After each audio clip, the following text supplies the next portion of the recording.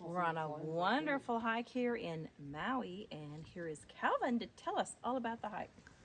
We're here in Maui, halfway up to Volcano, 3,000 feet, and we got a bunch of ancient Hawaiian hobbit holes in the mountain here. They all connect to each other. There's also water coming out of them. What are the shape of those hobbit holes? They're flat on the bottom, and they got a nice arch on top. And the inside is the exact same. So it seems like this is where some ancient peoples might have lived. Perhaps. Quite interesting. Does this place remind you of any place else you've seen or been to? Hikes in Alabama. Hikes in Alabama. We're hiking. We're having a ball.